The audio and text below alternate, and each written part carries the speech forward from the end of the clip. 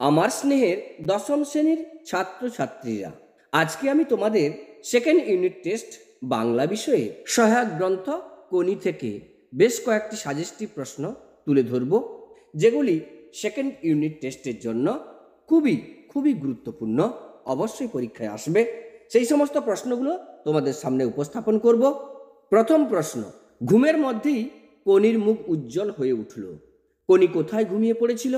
কোন স্বপ্ন দেখে তার মুখ উজ্জ্বল হয়ে উঠেছিল? তোর আসল লজ্জা জলে, আসল গর্বও জলে। বক্তাকে, উদ্দিষ্ট ব্যক্তিকে তিনি কিভাবে উদ্দীপ্ত করে তুলেছিলেন তা উদ্ধৃতির আলোকে বিশ্লেষণ কর। এটা বুকের মধ্যে পুষে রাখুক। কি পুষে রাখার কথা বলা হয়েছে? কি কারণে এই পুষে রাখা? কম্পিটিশনে পড়লে মেয়েটা তো আমার পা ধোয়া জল খাবে। বক্তাকে, কোন প্রসঙ্গে, কেন বক্তা এ কথা বলেছে?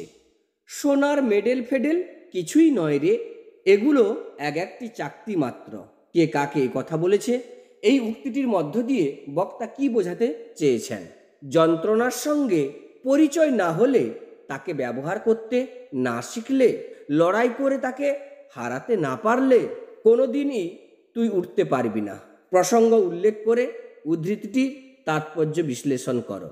মার খেয়ে ইস্পাত হয়ে উঠতে হবে, কখন বক্তা এরকম ভেবেছেন? উপন্যাস অবলম্বনে লেখো। খিদ্দা, এবার আমরা কি খাবো? বক্তাকে, উদ্দিষ্ট ব্যক্তি কিভাবে তাদের সাহায্য করেছিলেন? গাছে অনেক দূর উঠে গেছি, মই কেড়ে নিলে নামতে পারবো না। এই উক্তিটি কার? তার এরূপ বলার কারণ কি? উপন্যাসে তার পারিবারিক ও শারীরিক কিরূপ বর্ণনা তুমি পেয়েছ?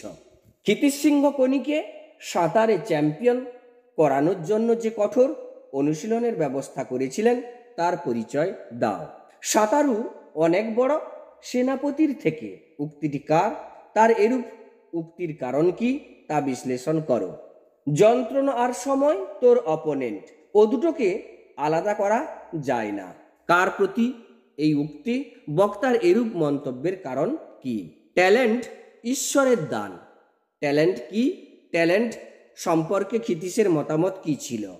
আমার ভবিষ্যৎ। ক্ষিতীশ হেসে বলল। কাকে উদ্দেশ্য করে? কোন প্রসঙ্গে? কার সম্বন্ধে বক্তা আমার ভবিষ্যৎ কথাটি বলেছেন?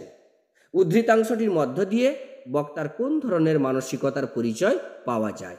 তো শিক্ষার্থীরা, এইভাবে তোমাদের সামনে তোমাদের সেকেন্ড ইউনিট টেস্টের বাংলা বিষয়ে সহায়ক গ্রন্থ কোনি থেকে বেশ কয়েকটি গুরুত্বপূর্ণ রচনাধর্মী প্রশ্ন তুলে ধরলাম। অবশ্যই এই প্রশ্নগুলো ফলো করে চলবে, পরীক্ষায় অবশ্যই কমন পাবে। তোমাদের সফলতা কামনা করি। ধন্যবাদ।